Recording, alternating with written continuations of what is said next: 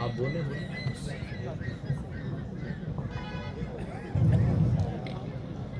बोलो वारीनाथ भगवान की, सदगुरुदेव की।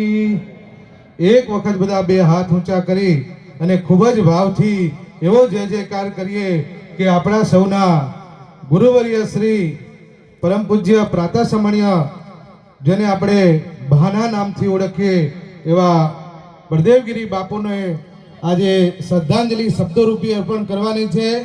તો બે હાથ ઊંચા કરી અને પૂજ્ય બળદેવગીરી મહારાજની ધન્યવાદ ધન્યવાદ ધન્યવાદ। પરમ પૂજ્ય પ્રાતઃસમણ્ય વર્તમાન બહુ સરળ જેમનો સ્વભાવ છે એવા સરળ સ્વભાવના મન કુટી લાઈ યથા લાભ સંતોષ સદાઈ એવા પૂજ્યપાદ 1008 જયરામગીરી બાપુને જોરદાર તાળીના ગડગડાટથી આપણે સૌ વધાવી લેશું। આપણા સૌના હૃદયમાં જેમનું સ્થાન છે એવા પૂજ્યપાદ શેરનાથ બાપુના ચરણમાં કોટી કોટી દંડવત પ્રણામ। મહેસાણા મંડળના મંડલા અધ્યક્ષ અમારા પ્રકાશપુરી બાપુના ચરણમાં કોટી કોટી દંડવત પ્રણામ।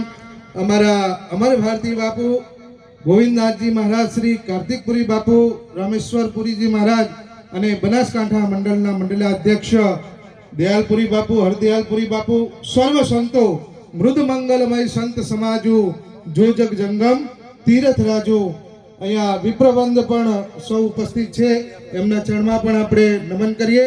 આપ સૌ માતાઓ બહેનો વડીલો સૌને આજે આપણે 5મી પુણ્યતિથિ નિમિત્તે આપણે જ્યારે સૌ મળ્યા છીએ ત્યારે વિશેષમાં તો કંઈ કહેવું નથી।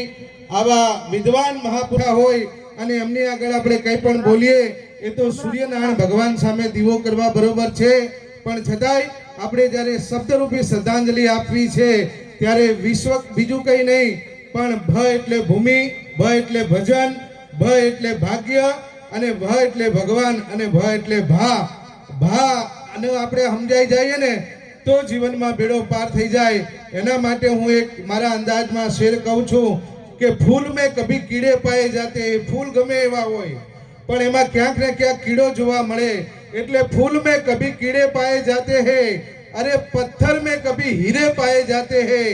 मैं तो यही कहता हूँ कि हमारे जयरामगिरी बापू जैसे संत में ही कभी नारायण पाए जाते हैं।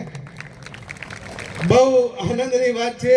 અહીંયાની વાતો કરવા જાશો તો સમય ઓછો પડે, પણ આવા સંતોના ચરણમાં આજે આવો શબ્દરૂપી શ્રદ્ધાંજલિ અર્પણ કરવાનો જ્યારે આપણને સમય મળ્યો છે, ખાલી આપણે ભાને ઓળખી જઈએ ને, એમના સ્વરૂપને ઓળખી જઈએ, એમના નામને ઓળખી જઈએ, એમનો પરિચય આપણને થઈ જાય ને તો ભલામણા આપણો બેડો પાર થઈ જાય। કારણ કે સમજણ વગરનું જીવવું ભલે જીવો વર્ષ 1000, સમજીને જો એક પલ જીવો ને તો જગમાં થઈ જાય બેડો।